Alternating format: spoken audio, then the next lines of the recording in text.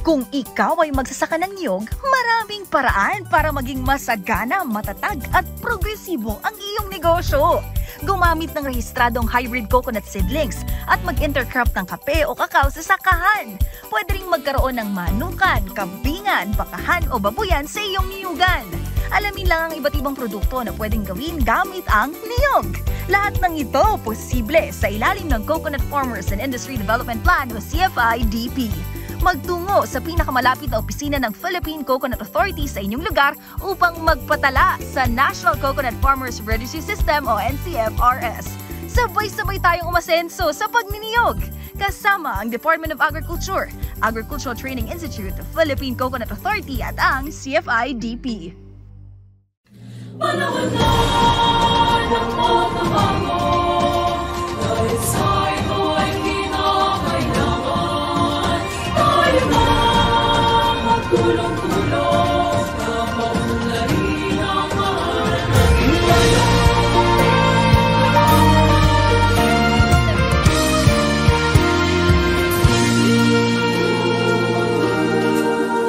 Panahon na ng pagbabago, dahil sa ito ay kinakailangan.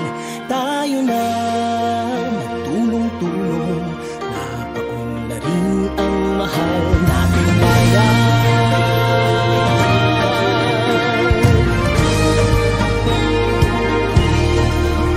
Panahon na magbabago at iayos ang mga dapat ayusin.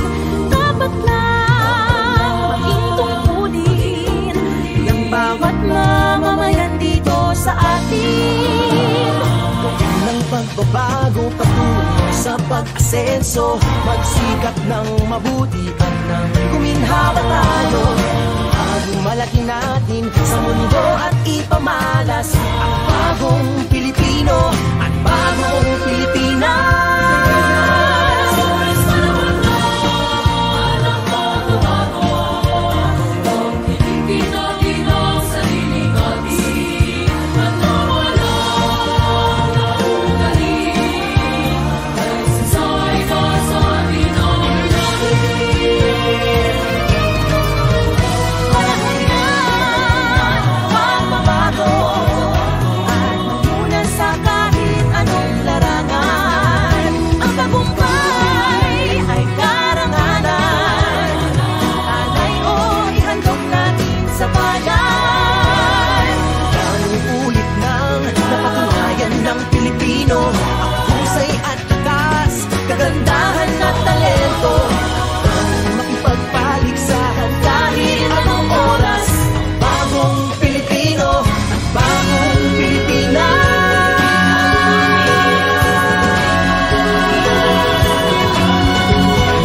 Panahon na pagbabago, Buhay natin ay gawing maaliwalas. Langyan, Magandang bukas, sumunga ng bagong Pilipinas.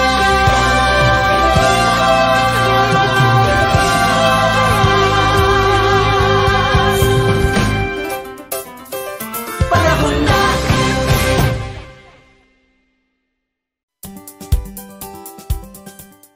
Magandang buhay, Magandang ani, Central Luzon, buhay na buhay. Ito po ang masagalang pagbubuhayan na radyo eskwela sa pagniniyugan. Ito po ang ating pinakabagong programang gigising sa inyo tuwing araw ng Martes at Biyernes sa oras na ika-6 hanggang ika-7 ng umaga. Muli, ako po ang inyong radio teacher Mariel. At ako naman po ang iyong radio teacher, Met, at maaari niyo po mapakinggan ang aming programa sa 92.1 FM RTV Baler, 101.7 FM Radio Kawali ng Kasiguran at 102.9 FM Radio Kaedop ng Dingalan. At maaari nyo rin pong mapanood ang aming programa sa aming official Facebook page na ATI Central Luzon. Ayan. So mga kaway-kaway po dyan sa mga nakikinig at nanonood po sa atin via Facebook Live. At syempre katuwang pa rin po tayo ng ating Department of Agriculture Regional Field Office 3, Philippine Coconut Authority at syempre ang ating Provincial Government Unit of Aurora. At syempre, nabanggit naman na po ni Ma'am Mariel yung mga katuwang natin dito sa ating programa. Batiin na rin po natin ang kanilang mga heads at mga kanilang kasama sa kanilang mga opisina. Unahin na po natin ang Center Director ng ATI Central Luzon na si Dr. Joey Villarmino, Dr. Eduardo L. Lapus, ang Regional Executive Director ng DARFO3 at Regional Manager 3 ng Philippine Coconut Authority na si Sir Dennis D. Andres, ang Governor ng Province of Aurora na si Honorable Reynante A. Tolentino at ang Provincial Agriculturist ng Province ng Aurora ni si Sir Arnold A. Novicio. Siyempre, binabati din natin ng magandang umaga ang ating mga magniniyog na nakikinig sa ating yung mga gumising pa ng maaga dahil alas 6 itong ating programa. At na rin sa mga nanonood ng ating live stream sa iba't ibang sulok or probinsya ng Region 3. So mamaya po ay matatalakay natin ang good agricultural practice ng coconut kasama ang ating resource person na magmumula sa DARFO3. So wag po kayo maalis, magbabalik lamang po ang masaganang kukubuhayan na Radyo Eskwela sa Pagniniyugan. Magninyog ka ba? Gusto mo bang palaguin ang iyong negosyo? Sagot ka ng Masaganang Kukubuhayan School on the Air on Coconut Production and Processing. Matuto ng tamang kaalaman at mga paraan sa pagtatanim, pangangalaga, pag-ani at pag-develop ng iba't ibang produktong hango sa niyog. Lumahok sa libreng pagsasanay on air. Handog sa inyo ng Radyo Eskwela, hatid ng Department of Agriculture at Agricultural Training Institute. Makinig na sa Masaganang Kukubuhayan School on the Air on Coconut Production and Processing. O, wag liliban ha, dapat laging present! So, nagbabalik po ang Masaganang Kukubuhayan, Radyo Eskwela sa Pagniniyugan. So, para po sa ating mga tagapakinig via radio and Facebook Live, ihanda nyo na po ang inyong mga lapis at papel, ballpen, para po sabay-sabay po tayong makinig, mag-aral at matuto dito po sa ating episode number 5. At maaari nyo rin pong mapakinggan ang aming programa sa 92.1 FM RTV Baler, 100.7 FM Radyo Kawadi ng Kasiguran at 102.9 FM Radyo Kaidup ng Dingalan. At maaari nyo rin po itong mapanood sa aming official Facebook page na ATI Central Luzon. Ayan, so I'm sure ready na partner na yung ating mga tagapakinig na matuto para po sa ating episode number 5. So sa ating pong talakayan sa episode number 5, ang ating pong makakasama ay isang agriculturist 2 mula po sa Department of Agriculture Regional Field Office 3. So sabay-sabay po nating i-welcome ang ating pong tagapagsalita para sa episode 5, Sir Roel Rubion. So magandang umaga po, Sir Roel. Magandang umaga po, sir. Ayan. So, syempre, bago po tayo tumungo sa ating talakayan, baka meron po kayo mga gustong batiin at i-shout out dyan dito sa ating. Okay, so yes, good morning sa lahat na tagapakinig ng inyong programa. Lalo na po dito sa dalawang maganda nating mga host, no? So, good morning. Lais ko lang batiin ang mga magsasaka na sila po yung bayani natin. Na at the same time sa aming Regional Executive Director, Doc Lapos, at saka aming dalawang RTD, si Doc Art, saka si Doc Irene. At the same time, doon sa aming Chief Regulatory Division, kung saan po yung may mandato dyan ay yung GAP. Doon po natin mahanap si GAP na si Dr. Sandri Bakay po yung aming chief. At the same time po ang aming focal person po ng GAP ay si Ma'am Marilyn Gilardi po. Alright, ayan. Magandang umaga po sa ating mga kasamahan, ating mga chief, director mula sa DA RFO3. At syempre, sabi nga ni Sir na yung ating mga magsasaka, tama po kayo dyan, Sir, na talagang yung ating mga magsasaka, magniniyog sila yung ating mga bayani. Yes, sila ang bayani and at the same time, sila yung bida dito sa ating programa. Especially sa mga magsasaka ng niyog. So sir, bago tayo tumungo dun sa iba't sa mga komplikadong bagay tungkol sa good agricultural practice or yung GAP, ano po ba yung tinatawag nating GAP or yung good agriculture practice? Yes, so si Good Agricultural Practices po ay under po sa Republic Act 611, which is yung Food Safety Act of 2013 po. So doon nakapaloob po si GAP. At si Good Agricultural Practices, ito po yung set of standard lang po for the safe and sustainable production ng crops. At it aims to help our farm owners maximize yield and optimize business operation while maximizing their cost of production and environmental impact. So meaning, si Good Agricultural Practices ay meron siyang 4 na modules na dapat pag-aralan ni magsasaka para ma-meet niyang GAP certification. So ano po ito? So ito po yung number 1 po, ito po yung food safety itself.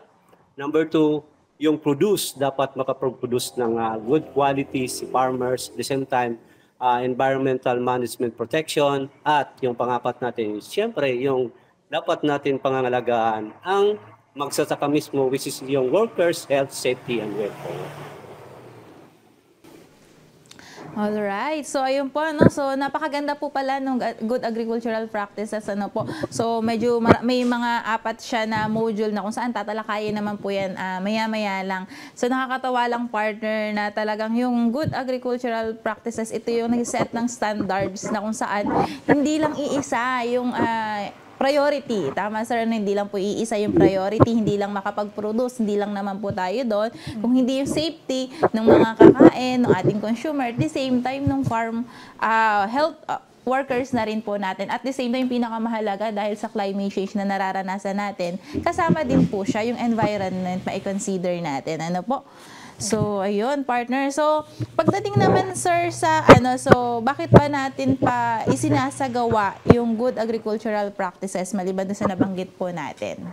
Yes. So, actually, ito po yung good agricultural practices. Isang batas na nga po ito. So, ito po ay main concern na ng Department of Agriculture dahil po kalimitan sa atin mga consumer ay nagkakasakit o kalimitan ng tao po sa buong Pilipinas ay nagkakasakit dahil po lang sa ating pagkain. So one of the concern of the Department of Agriculture is hindi lang yung yield at quantity ng isang farmers na makapag-produce but the safety of the produce ng farmers.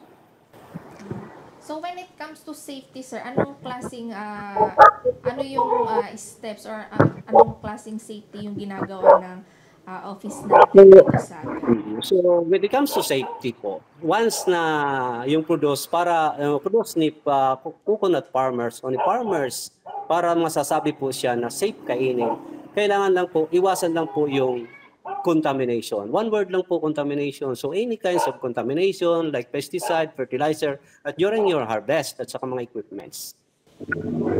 Ayun. So, sabi nga ni Sir, so yung sa ating mga tagapakinig, contamination, which is totoo naman, Sir, po, na talaga namang isa ito sa nagkakos ng hindi maganda sa pagkain. So, kung magpuproduce nga tayo, marami nga, pero contaminated naman pala.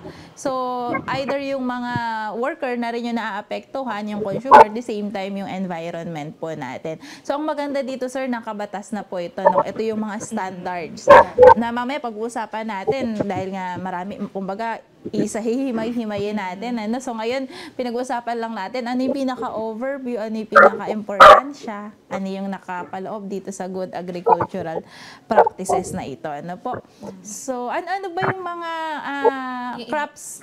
Yes. Sir, bukod dun sa, since ito ay tungkol din naman sa coconut, for sure meron ding mga coconut farmers natin na meron din tinatanim na ibang crops. So, meron din po ba tayo good agricultural practices po, sir, pagdating naman po sa ibang mga pananim natin?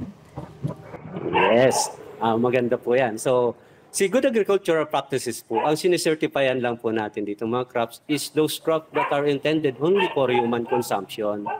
No? Kasi meron naman si mga farmers na mga tinatanim ng mga crops that are not intended for human consumption. Like for example, yung BT corn, yellow corn po natin. Po, so, yan po ay wala po tayong certification but depends upon dun sa intended purpose ng commodities. Like for example, yung yellow corn natin ay gagawin po na chicheria. So, pwede natin siyang pa-certifyan. No? At si Good Agricultural Practices Certification po ay nagsicertify kami. Ang sinicertifyan po dito ay hindi po yung name ng farm, kundi yung crops.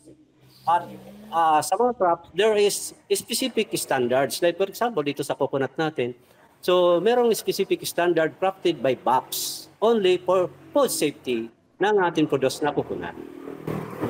Alright. So, ayun, partner. So, para sa mga tagapakinig natin, kapag sila, sir po, syempre may certifying body, no? Mamaya mapag-usapan natin sino-sino yung bumubuo dito. Pero hindi pangalan ng farm yung isine-certify kung hindi yung crop. So, yun yung kailangan maintindihan din ng ating mga tagapakinig na yung crops na kung ano po ipapa-certify natin under GAP. Yan. For sure, meron din mga sigurong nami-misunderstood din na baka mamaya kasi ganito under na PhilGAP certified. Yun pala, para sa ating mga manonood at nakikinig, lagi po natin tandaan na ang isine-certify yung pananim natin, yung crop mismo. So, nagaling na po yan sa ating resource person. Yan, sir. So, papunta naman po tayo dito sa coconut. Ano ba yung mga minimum standard para makapasa dito sa tinatawag natin na GAP coconut? Yes. So, sa GAP coconut po, since na-under po na siya ng PCA, so there's a process naman during inspection. At ang minimum standard po dito, mamit lang nila po yung 4 na requirements. So, 4 na modules. No? So, mabibigyan na po sila ng certification. Sabi ko kanina, atin 4 na modules, yung food safety, product quality, environmental management and protection, at workers' health, safety, and welfare. So, mapasa lang po nila yung minimum requirements na yan. Kasi may corresponding facilities po na dapat gawin si farmers, ay mabibigyan na sila ng certification. Yun, sige. So, sa nabanggit nyo nga, sir, PCA po, since sa coconut naman po siya under, ay sino-sino pa yung mga kasama natin or bumubuo ng certifying body during the inspection or other na activities before po ma-certify ang isang commodity or yung pinaka-may-ari ng farm? Yes, for example po ito sa coconut po. So during inspection po, dapat meron pong representative si PCA during inspection. Kasama niya po yung mga PhilGAP inspector coming from other region designated man or deputized inspector. Katulad ko po, I am also a deputized inspector po sa Region 3. But I cannot inspect with my own region kasi there's a bias na po. So during inspection po, si BPI po kukuha po ng deputized inspector designated from NSQ, BPI NSQ, or from other regional paid offices ng DA to inspect yung Region 3.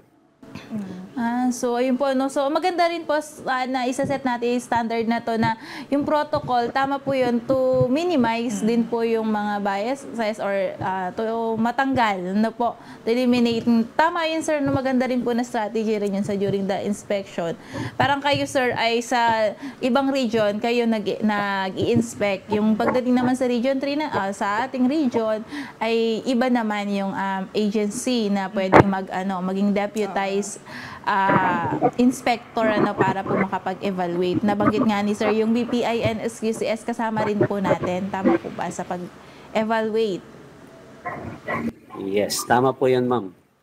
Ayun. So, nabanggit na ni sir kung sino yung mga sino yung mga possible o sila yung mga taong certify na itong PhilGAP. So, ngayon itatanong naman natin kay sir kung ano-ano nga ba yung mga dapat gawin or isa ang alang-alang. For example, unahin na natin, sir, sa site selection and management. So, ano pong ginagawa natin pagdating po dito? Yes, sa good agricultural practices po, meron tayong apat na modules at the same time po. Meron tayong 6 na elements para po titingnan. Ito po yung nandoon na po sa within the farm po ng farmers, no? So, unang-una po dito yung ating site selection o site history management. Pangalawa, yung planting materials na ginagamit ni farmers. Pangatlo po, yung pest and animal control. Pangapat, yung fertilizer and pesticide usage. At yung panglima po, yung harvesting na po natin. At yung pang-anim, siyempre yung recording. So, sa site history management, so ang ginagawa lang po namin or sa site history, sa site selection po, ang tinatanong lang po namin dyan sa farmers when they are applying for GAP certification, ito po ba yung lupa na ito na tinaniman nyo ng coconut is talagang ano po ba ito? Talagang agricultural land po ba ito? Kasi po, ang ibang farmers o ang ibang may-ari ng land ay they are converted into agricultural land. So, ibig sabihin, ang pinagbabawal dito at ang mayroong risk, kaya sabi ko masasabi po na ang produce ni farmers ay safe kung walang contamination. So, kung ito ang lupa na ito ay dating agricultural land o dating landfill po ba ito, na pinag-aanuhan po ng basura o ito ba ay katabi po ng mining site o ito ba ay dating sementeryo na hindi na ginagamit, converted into agricultural land na tinaniman po ng coconut or sa tabi po siya ng sementeryo. Kasi yung mga nabanggit ko po, pag dumating po ang rainy season o either po ay magkakaroon ng contamination pagdating po sa crops. Alam naman po natin na ang contamination ay pwede pong ma-accumulate ng root system po ng halaman going to kung saan po natin kinakain ang parts na yon ng halaman. Like for example, yung bunga. Tulad sa coconut, bunga yung inano natin. So, once na itong mga lead content, ang mga mercury, cadmium, na nanggagaling po doon sa hindi magandang sa mga landfill o sa cemetery o sa mining site, once na ma-accumulate ng halaman diretso po sa bunga ng coconut, tapos kakainin po ng consumer. So magkakaroon po din sila ng risk. Yeah. So nabanggit nga ni Sir kanina yung contamination. So unang-una yan talaga kapag mamimili ka ng isang site. So kailangan ito ay hindi na i-convert yung talagang agriculture site talaga yung lupa na pinatitirikan ng taniman. So tama naman yung partner, no? Para maiwasan yung contamination. Sir, maklaro ko lang, meron ba tayong distansya na dapat na layo? Halimbawa po yung sementeryo sa lugar na kung saan nagpapa-certify ng isang specific commodity, meron ba tayong minimum na distance lang po? Actually, sa distancing, ma'am, wala tayong minimum requirements. But when we assist the risk, halimbawa, sa sementeryo po ito, ay yung taniman mo ng coconut katabi lang. So, meron lang mitigating measure po si farmers para po hindi makontaminate ang kanyang produce. Like for example, during rainy season, saan po ba pumupunta yung tubig nang gagaling sa sementeryo? So, gagawa lang siya ng preventive measure, like for example, kanal, para hindi lang po mapunta po sa production area yung mga contaminated water o any contamination po na ma-absorb po ng ating mga halaman. Alright. So, ayun po, no? So, sa ating mga tagapakinig, take note po natin yun, ano? So, maganda po dyan. May mga mitigating, sinasabi nga ni Sir, may mga mitigating measures na po pwedeng tayo mismo yung gumawa, kayo mismo na mga farmer yung gumawa para maiwasan ito, no? Yung sabi nga partner ni Sir na magawa ng mga canals or mga barriers para if ever man. Pero sana yun nga malayo talaga. Sana malayo. And sana kapag halimbawa before tayo magpa-certify, siguro magkaroon na rin tayo ng knowledge or alamin na rin natin kung ano yung mga dapat at hindi dapat nang sa ganun kapag nandiyan tayo certify, hindi masayang yung effort ng bawat bawat isa. Kumbaga may pre-assessment na May on their own para before mag-apply talagang medyo ready na sir. Ano, hindi naman sinasabi natin na perfect kasi yung site inspection naman ay ginagawa ito para rin syempre for improvement kung meron pang i-improve. Tama po ba sir? Ano? So para at least man lang makita nila ito yung mga minimum standards na dapat nilang ihanda. Ano po. So, pagdating naman po sa planting material, sir, so i-discuss na natin yung site selection, history. So, sa planting material, sir, ano po ba yung ating minimum standard na dapat? So, sa planting material, so number 2 po ng atin elements po yan when it comes to farm production, ay kailangan po ang itanim ni farmers is those certified crops, no? So, coming from certified seeds, like for example, sa coconut. So, pwede lang kayong kumuha ng mga certified trees, certified coconut from PCA or other from accredited or accredited ng PCA. Kasi marami tayong varieties. May varieties po tayo dyan na tinitingnan. Depends upon doon sa purpose po ng farmers, no? Sana itatanim nila kung gusto nila yung tall, gusto nila yung dwarf. So, yun po. Basta po siya, kung po pwede lang po ay yung mga insect varieties po. Kung po pwede lang. So, ayun, partner. Basta dapat po certified. Yun yung maganda. Kasi once na certified, alam natin dumaan po ito sa tamang proseso. Kasi hindi maiiwasan or maiiwasan natin yung kung meron mang sakit na hindi makahawa kapag ka magtatanim. So, yun sir. So, either PCA or other accredited na nagbibigay or nagbebenta ng mga planting materials for coconut. Tama po, sir. So, ang BPI po ba, kapag certified ng BPI, pwede rin yun, sir? Yes, ma'am. Pwede po. But yung competent authority pagdating po sa coconut is PCA lang talaga. Kasi sila talaga yung hawak pagdating dun sa coconut. And sa mga susunod naman po na mga episode natin, matatalakay kung ano yung mga recommended varieties ng Philippine Coconut Authority, especially dito sa ating programa na CFIDE. So, pagdating naman sir sa seed, sa paghahanap natin ng seed selection or yung mga seed nuts na kung tinatawag natin. Saan nga ba ito po pwedeng makuha, sir? Yes. Pagdating po sa coconut po, makukuha po natin yung mga gandang varieties po dyan. From PCA, Accredited Plant Nursery. Or supervised by PCA. No? Kasi merong mga varieties kasi yung tall at saka merong varieties po na dwarf, ayun. So, talagang si PCA, so maganda dito, sir, sa isang specific commodity na pinag-uusapan natin is yung coconut. Talagang may isang ahensya na talagang siya yung nakatutok. Nakatutok pagdating po sa pagpapalago ng pagniniyugan na makakatulong syempre dun sa ating mga coconut farmers. So, sir, when it comes dito sa ating selection ng ating mga seed nuts, ano po ba yung tinatawag natin na National Seed Industry Council? Yes po. So under po ng RA 9308 po, kung di ako nagkakamali po, sa Seed Industry Council po 'yan, no?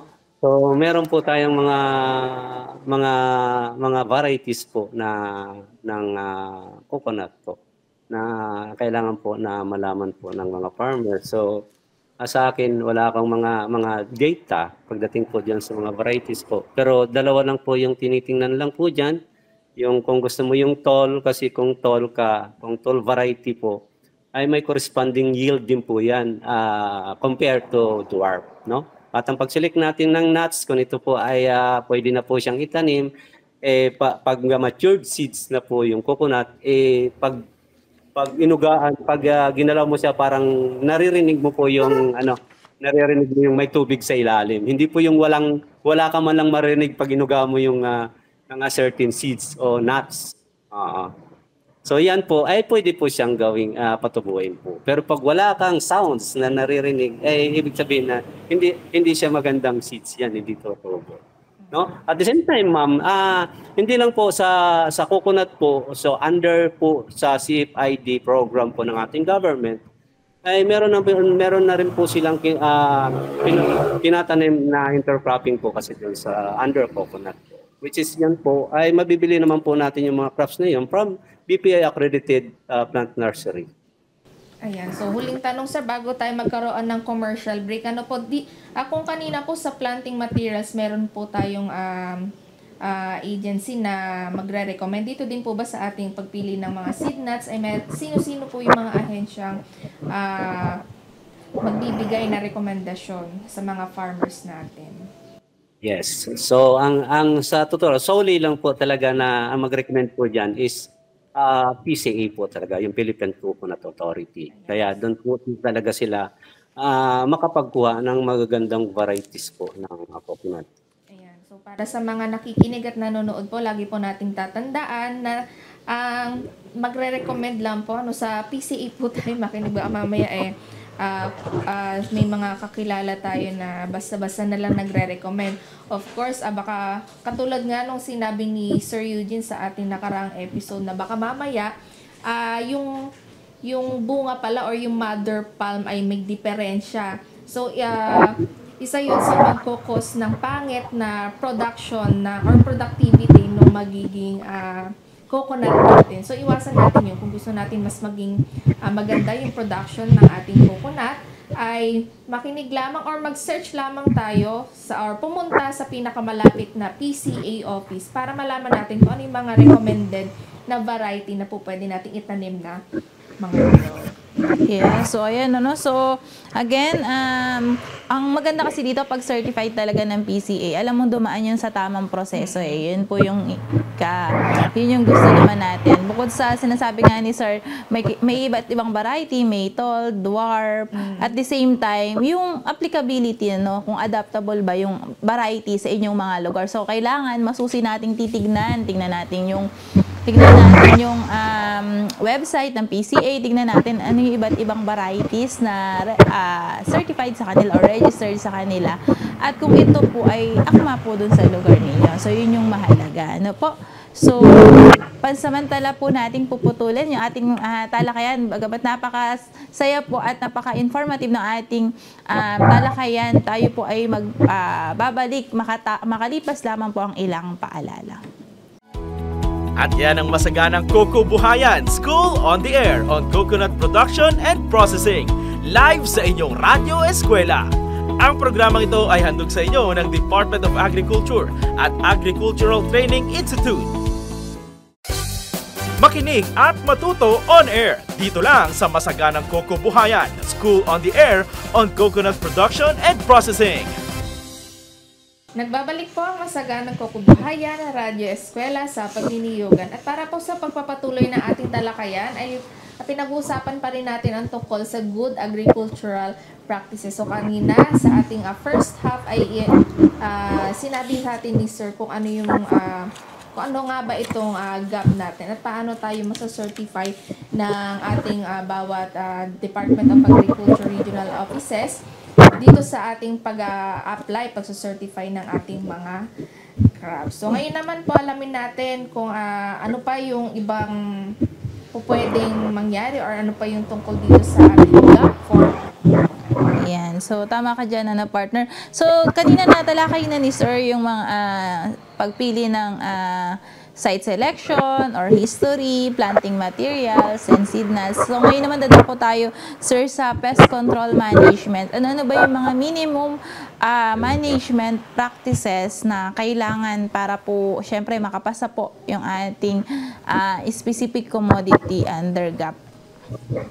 Yes, tama po. So, from pest and animal control, so we are looking for the safety of our produce. So, pag pest kasi ang pinag-uusapan, si farmers and mindset niyan ay gagamit talaga ng pesticide, no? So, dito nakapokus ang mostly ang inspection pagdating po sa GAP certification kasi ang pinag-uusapan ay food safety. So, dapat in-encourage namin yung mga farmers na nag-apply sa GAP certification, ang chemical usage ay spraying, ito po ay last resort na lang po dapat ni farmers. But meron tayong nire-recommend yung IPM po natin. no? So integrated pest management, no? So ano pa ang integrated pest management? So ito consists of cultural, biological, physical, and mechanical, and chemical approach in order to formulate or practical, sustainable, environment-friendly, and socio-economically acceptable control strategy. So meaning, si IPM, it is a holistic approach to minimize the use of chemicals ng ating mga products. No? So, pag gumamit naman tayo ng pesticide, no, for our crops to control pests, so dapat ang ating gagamitin na natin na chemicals, yung registered po na para po sa coconut lang. So, kung bibili tayo ng pesticide ay na pagko-control ng pest, ay dapat yung registered po ng competent authority, which is yung EPA, that are intended for coconut only, no? Para po mapatay po yung peste, no? Pangalawa, so ang paggamit dapat ng chemicals po in accordance at may approved level po ito. So meaning, dapat susundan po ni farmers kung ano po ang instruction at dosage po na nandun po sa pesticide na yun. Kasi po, ang pesticide, pag ginamit po natin ng sobra, magkakaroon po ng resistance ang ating mga pest. Pag ginamit natin ng kulang, ay magkakaroon din po sila ng pest resistance po, no? So, sa pest and pesticide and animal control po, ay kailangan po, dito na po papasok yung mga hinihingi namin mga facilities pag kayo ay nagpapagap certified. So, emergency facilities ang kailangan in the event of accidental spill during mixing. So, kailangan po may proper lagayan po sila o may proper mixing area po pag nagtitimpla po sila ng pesticide. So, kung meron man pong surplus, kailangan po i-dispose nila in a manner para po hindi magkakaroon ng contamination, no? Sa mixing area, kailangan meron po siyang talagang mixing area. Hindi po dapat mag-mix tayo doon kung saan po yung faucet, doon tayo mag-mix, no? Tandaan po natin, small patak lang po ng pesticide sa lupa, it will contaminate our water table under, no? So may contamination, no? So pagdating po sa mixing na kailangan po medyo malayo po siya sa source of water, no? So sa planting materials, sa materials naman po should be fixed location sa specific area. So ibig sabihin meron po talagang specific area po si farmers para po sa mixing. Meron din po sing specific area po si farmers kung saan po storage, kung saan po ito nilalagay ang mga chemicals, no? Tapos doon sa prevention po kasi ng ating coconut sa pest and diseases po. So ang spraying hindi mo naman pwedeng spray pa akyat ka sa kaya yung kukulisap na masyadong po noon. So gumagamit po sila ng biological control agent po para po makontrol po ito. Kasi pag gumamit tayo ng pesticide, either po yung ating mga pollinators po mamamatay, no? So, ganun lang po siya. Alright. So, ayun po, no? So, sa ating mga coco friends, coco farmers, so, pakatandaan po natin yung pinakasinasabi ni Sir na IPM, actually, yung Integrated Pest Management, hindi man sinasabi natin na totally hindi tayo gagamit, kung hindi pwedeng gumamit ng cultural, biological, and last resort, ibig sabihin, pinakahuli po, yung chemical, at the same time, ay yung sakto lang, wag sobra at kulang partner na, or yung tamang paggamit ng chemicals, kasi alam naman natin na prone ito sa contamination. Ayan. So, meron lang Yes, ma'am. In addition lang po, ma'am.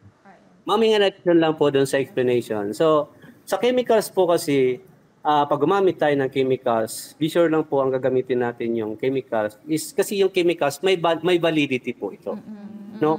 May validity. So ang validity po ng chemicals po ay usually yung pesticide po 2 years from manufacturing date, no?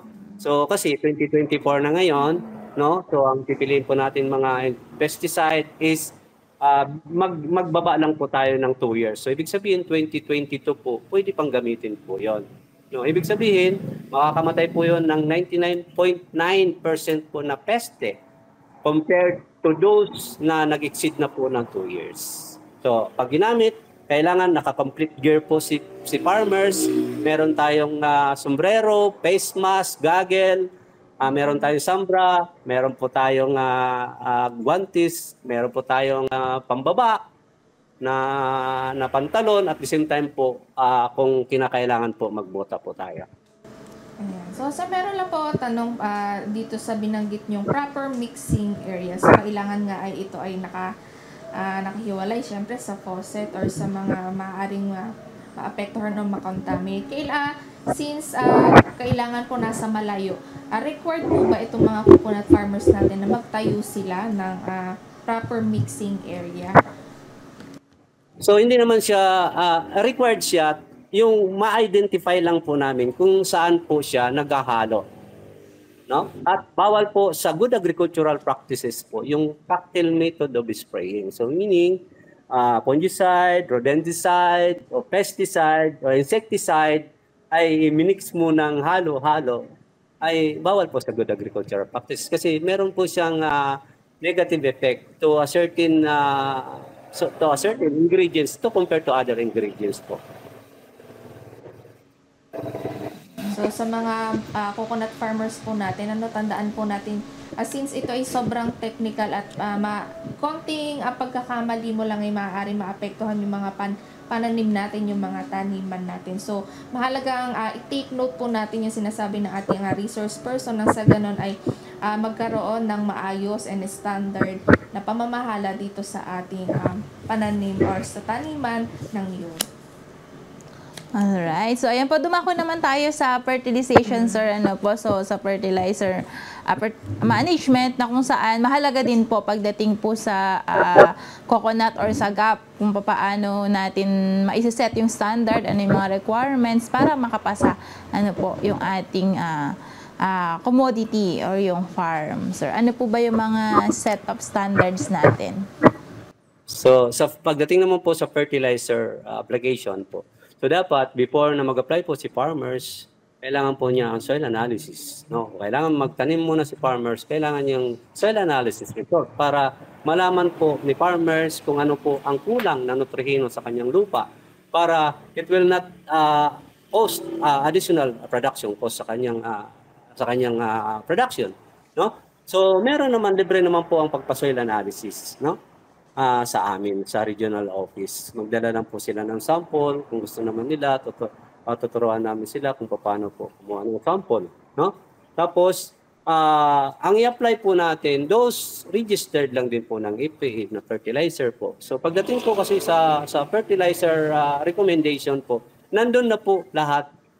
May isasabi na po ng soil analysis result kung paano i-apply po ang fertilizer for coconut, kung ano mga elements po na kulang doon pagdating sa soil analysis.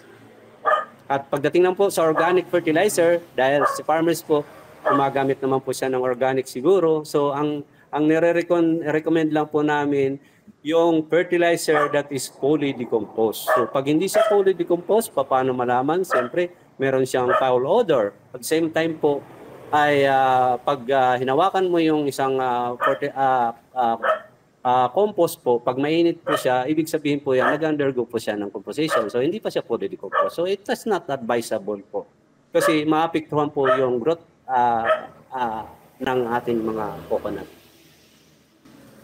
Alright. So, ayun po. So, bali ang nabanggit ni Sir kanina is soil analysis. So, libre naman po ito. Makipag-ugnayan lang sa malalapit na municipal agriculture offices or sa DA region para prior po talaga, mayroon tayong management. Alam natin yung characteristic or ano natin kalagayan ng lupa. Ano yung kulang at ano yung marami dito para hindi naman maglalagay tayo ng fertilizer. Sobra-sobra pala. Hindi naman pala siya kailangan. So, bali yun, sir, yun yung ating basihan, soil analysis lang po. At kung organic naman po ay organic farming yung pinapractice, dapat nabanggit ni sir. So yung ating mga coconut farmers dyan ay dapat yung fully decomposed at walang amoy, yung masamang amoy para masabi talaga na organic yung pinapractice natin. Ayan. So, sir, pag dumako naman po tayo dun sa ano, no? So, again, at isa pa po, yung FPA registered fertilizer na, sir. So, yun yung hindi natin dapat malimutan talaga. Na pagka mag-a-apply kayo, siguraduhin natin kasi ang FPA, sila po yung ahensya na talagang nagsasabi, nagbibigay ng ano, ng kasiguraduhan na inilalabas na produkto, mapa fertilizer and pesticide man yan, ay registered at hindi gawa-gawa lang ng kung sino-sino. Kasi alam naman natin, sa GAP kailangan may iwasan natin contamination at the same time yung hindi magandang epekto sa health ng consumer at the same time ng workers. Saka meron din kasi mga instances din, hindi naman din natin maiiwasan na may mga farmers na kapag doon sa kapwa farmer nila, mayroon silang nakita at yung mga farmer nakakilala nila, meron parang in-innovate or parang inimbento, ganon. Tapos sinasabi niya or na sabi niya na maganda yung naging epekto dun sa kanyang pananim ay syempre mas makinig pa rin po tayo dun sa may kasiguraduhan. So andyan po yung mga ahensya natin, yung ating municipal agriculturist, lapitan po natin sila na sa ganon mas magamit natin yung tama na proseso, yung mga fertilizer na dapat gamitin natin sa ating mga pananim. Ayan. So, ayan napaka-informative na ating discussion. Pagdating naman, sir, dito sa harvesting, ano yung mga proper management, the practices na dapat gawin ng ating mga coconut farmers na naka-angkla dito sa GAP? Yes. Actually, sa harvesting po, medyo masilan lang po si good agricultural practices pagdating po doon sa maturity indices, no? Kailangan titingnan natin yung maturity indices ng crops, the same time po yung paglalagyan po ng kanilang mga harvest, no? Lalo na po yung kung halimbawa sa coconut, ano po ba pag hinarvest mo ba ito, kung ano ang purpose, kung para lang po ba sa buko o para po doon sa nuts, no? Kasi may cross contamination pagdating po doon sa pinaglalagyan. Kasi ang pinaglalagyan po ng mga harvesting po natin ng mga crops, may intended purpose for lalagyan po talaga, no? Pero sa coconut, wala naman sigurong ibang pinaglalagyan kundi siguro yung kulong-kulong kung ano po nila, no? Pero basta malinis lang po siya, no? Baka mamaya ang pinaglagyan nyo po ng pag-harvest nyo ay yung kulong-kulong, tapos nagakot po kayo ng manure, hindi nyo hinugasan, so may contamination. So sabi ko nga, si Good Agricultural Practice na nakaangkla po sa Food Safety Act, so iwasan lang natin yung contamination. May food safety ang ating buko na pinoproduce o ang ating coconut na pinoproduce. So kailangan, titingnan lang natin, i-harvest natin ng tama para magtatagal po ang kanyang shelf life. Kung ito man po ay hindi mabibili, no? Pag in-harvest namin ng tama, hindi siya kagad ma-deteriorate at yung pinaglalagyan lang po ng mga harvest natin, no? Pagdating sa post-harvest handling naman, so ang storage, kung nag-store po si farmers ng kanyang mga produce, kailangan po malinis po ang storage. Hindi po siya makalat kasi kung masukal po yon, breeding ground pa rin po ng pest and diseases to multiply, no? Doon sa kanyang storage, no? At the same time po, si farmers dapat hiwalay ang kanyang storage doon sa kanyang mga chemicals, fertilizer. Kasi kung magkatabi po yan, may cross contamination po sa mga pest at saka sa chemicals po. So meron po siyang risk pag kinain po ng ating mga consumer. Ayun. So, ayun po. Ano? So, ang maganda dito, partner, ano, talagang maintindihan ng ating mga kamagsasaka na yung safety during the harvesting ay mahalaga rin. Lalong-lalo na sa paglalagyan, yun yung in-emphasize ni Sir Roel na dapat iba yung pangbuko, iba yung pangniyog. Kasi nga, possible na kapag saan-saan lang nila ilalagay or sa transportation, maaari nga namang masira or yung deterioration rate mas mapabilis. Hindi mapuprolong yung shelf life. Alam naman natin buko kapag nasugatan is pwede siyang maging brown or masira. Tama, sir, ano po? So, yun yung tatandaan lang po natin. Pero, sir, sa harvesting, yung kailangan ba, yung maturity na sinasabi natin, dapat ma-harvest siya dun sa specific maturity na for harvest na yung specific variety. So, na-check din po ba natin yun? Yes, ma'am. So, depende po sa purpose po ng farmers kung bakit siya nag-produce po ng nyug. Kasi, ang nyug, kuminsan, si farmers, di ba, ang hina-harvest nila for buko lang. Yung iba naman, for copra. No? So, yung for buko, ang pag-harvest po noon, unang-una po ang pagkuha ng bunch po sa taas. Kasi pag binagsak sa lupa, masisira ang buko, mabilis ang deterioration, bababa ang kanyang pagbebenta kasi doon sa produce quality ay na-miss niya po yon. So ibig sabihin, meron siyang certain practices po kung paano siya mag-harvest. Yung mga techniques po para hindi po masisira ang kanyang produce. Para yung shelf life, kasi sa labas noon, yung buko, buo, pero sa loob, basag na pala yung shell. So magkakaroon po ng agam-agam ang namimili. Katulad ko, kung bibili ako sa certain magbubuko, tapos ininom ko yung buko, yung pala, maitim na sa loob kasi bumagsak nga siya. So, depends upon doon sa practices ni farmers. Na hindi kami masyado strict doon sa practices unless po na i-follow nila what is the protocol pagdating sa standard ng coconut. Ayun. So, pakatandaan po natin yan, na dapat as early as magpa-farming kayo ng coconut, alam na natin na yung purpose natin. Para pag nag-inspect talaga, alam natin na ito yung set of standard, minimum set of standards kung buko siya. Hindi siya pwedeng halo, partner. Kasi tama nga yung sabi ni sir, hindi naman pwedeng maganda yung buko sa labas, sira na pala, pagkain siya. So, definitely the consumer po will suffer, sir. So, kailangan talagang maintindihan paano siya i-harvest, kung ano yung purpose nito. Ito ba ay copra or buko? Tsaka critical din itong harvesting natin kasi yun nga ito na yung pagkukunan natin nung pinaghirapan natin kasi di ba ang tagal magpatubo ng nyug, tapos in the end sa pag-harvest lang natin na konting mali lang natin ay hindi na natin maibebenta yung mga buko natin na masasayang lang. So every detail, every maliliit na mga standard lang. So, kailangan nating sundin na sa ganun, hindi masayang yung pagod at yung pera na magagamit natin dito sa pagsasaka natin ng niyog.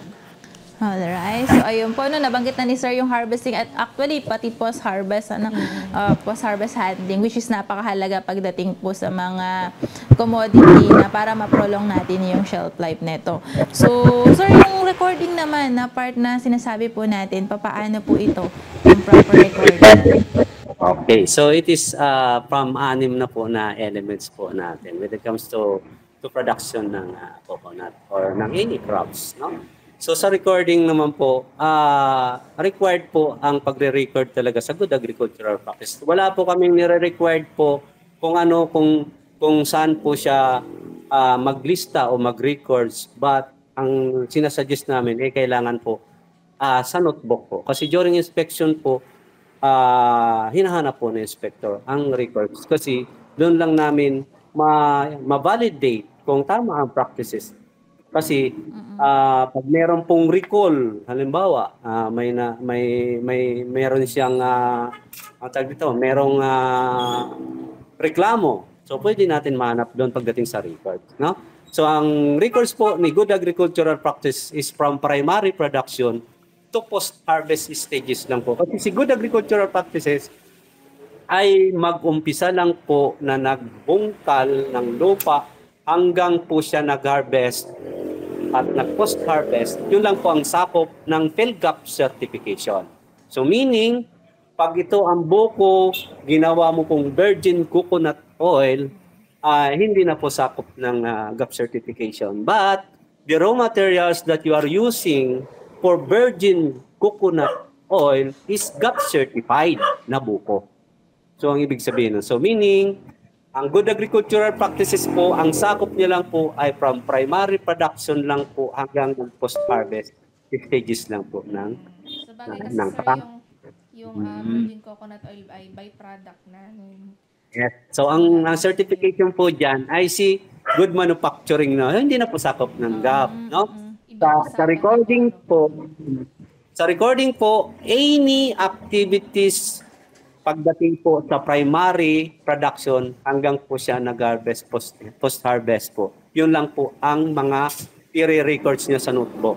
No? Kung ano ang ginamit, na kung paano siya nagtanim, kung saan ang galing ang kanyang tanim, planting material, kung ano ang pag-fertilize niya, kung paano siya naglinis ng kanyang nyugan, kung paano siya nag-spray, kung paano po siya nag-harvest. Lahat po ito na bawat activities during ng kanyang production ay nakalista po sa atin notebook o sa atin record book.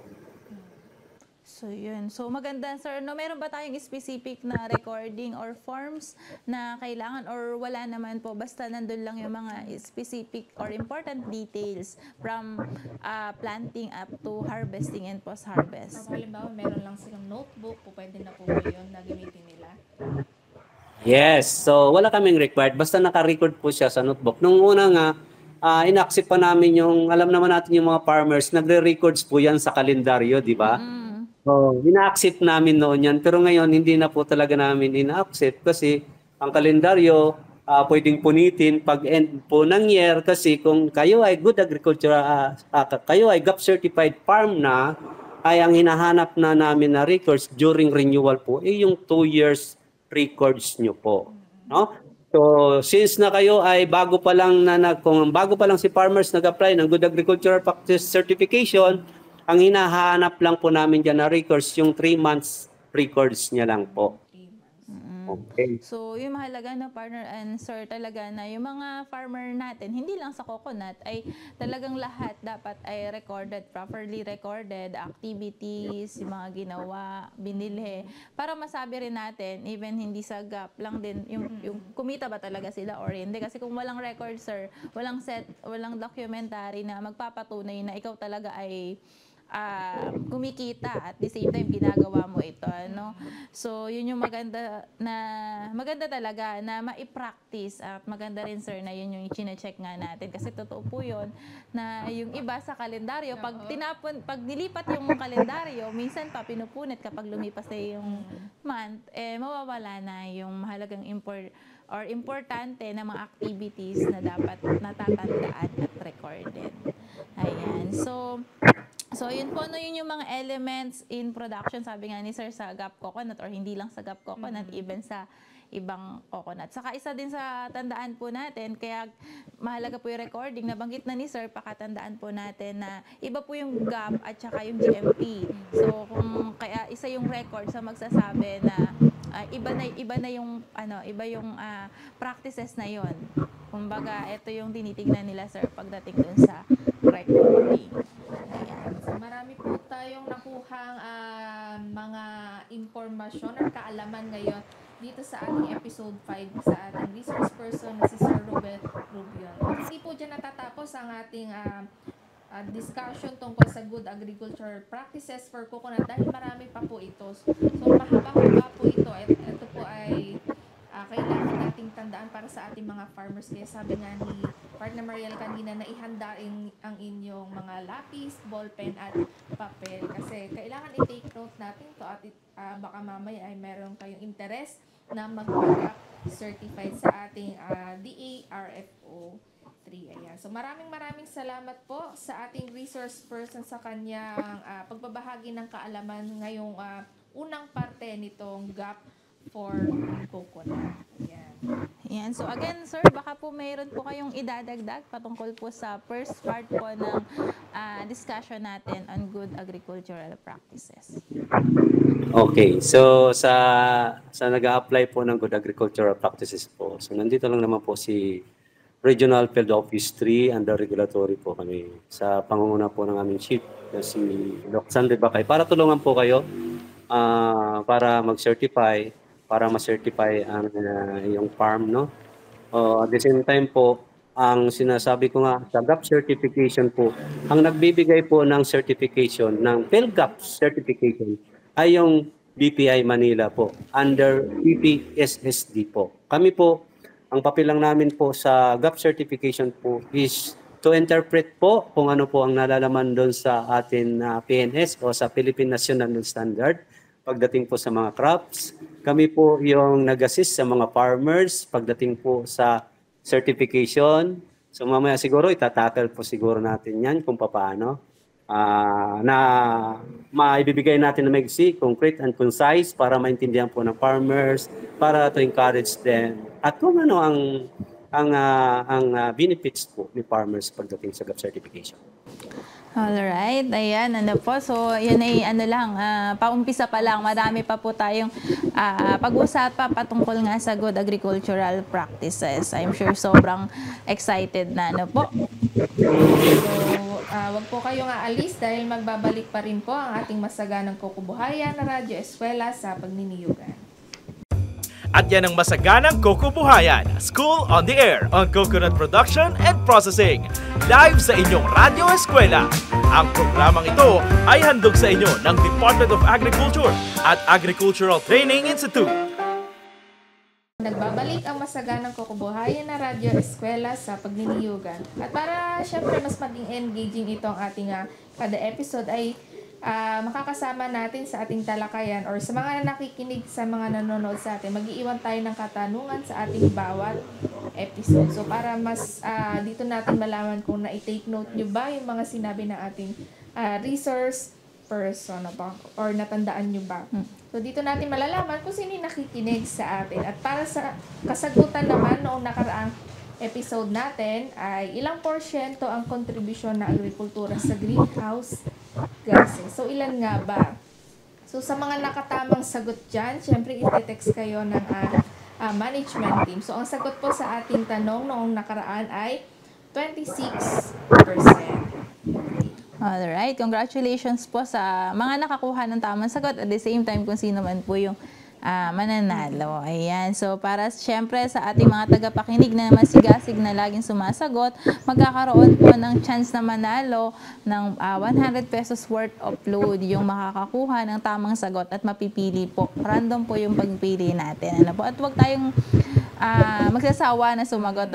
Bonus lang naman ito kasi yung kaalaman pa rin po na matututunan na may apply po ninyo, yun yung mahalaga. Para po sa ating episode ngayon, episode natin ay ang ating pong katanungan ay, alam ko madali lang to partner at masasagot ng ating mga tagapakinig. Ano po ang ibig sabihin ng PNS? Yung ating acronym na PNS. Ulitin ko po, ano po ang ibig sabihin ng PNS? 3 letra lang po yun. Ito po yung nababanggit kanina. Opo, so ni sir, sa ating mga discussion. Ayan. So, para i-send naman po ang inyong sagot, ay i-text lamang ang inyong buong pangalan, space, ang inyong edad, space, ang inyong address, space, at ang inyong kasagutan. At i-text lamang po sa numerong 0992-991-8235. So, ulitin ko po ang katanungan ni Ma'am Mariel kanina. Ano po ang ibig sabihin ng PNS? 3 letra lamang po. Ayan, isang oras na hitik na impormasyon na naman po ang ating pinagsaluhan ngayon pong ika-5 episode po natin. Ano po, at I'm sure na marami tayong natutunan. Pero sabi nga, ito po ay pang-una pa lang na parte sa good agricultural practices. Ayan, hanggang muli po sa ating susunod na episode, makita-kita po tayo sa oras na alas 6 hanggang alas 7 ng umaga na mapakikinggan sa 92.1 FM RTV Baler, 100.7 FM Radio Kawadin ng Kasiguran at 102.9 FM Radio Kaedup ng Dingalan. Muli, ako po ang inyong radio teacher Mariel. At ako naman po ang inyong radio teacher Mehmet. At ito po ang masaganang kukubuhayan, Radyo Eskwela sa pagniniyugan. Magandang buhay. Magandang ani. Central Luzon. Buhay na buhay.